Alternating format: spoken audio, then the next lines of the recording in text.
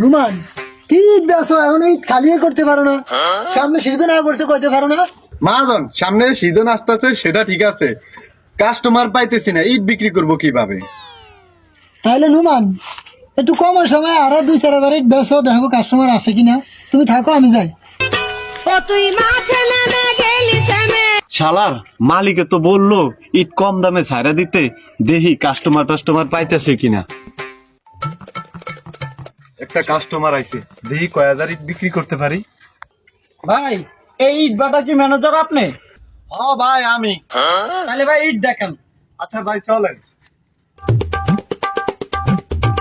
এই যে ভাই দেখেন, এখানে নাম্বার আছে, টিকেট আছে, 2 নাম্বার আছে, আপনাদের কোনটা লাগবে? ভাই আমার তো দরকার নাম্বার ইট। আচ্ছা ভাই ইট কয় হাজার লাগবে? ভাই ইট তো নিব 20,000, কত করে রাখতে পারবেন?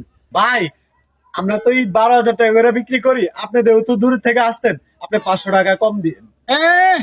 আপনার ইট বেশি দাম চান থেকে তো কাস্টমার আসে না, আপনাকে ইট নেউই না। এই যে ভাই দাঁড়ান। ভাই ইট 5,000 টাকা দিবেন?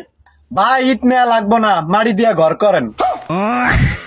শালা কইলো কি, আমার হইলো এত টাকা পয়সা, আমি বলে মাটি দিয়ে ঘর করুন, যা তোর ইট নিবই না।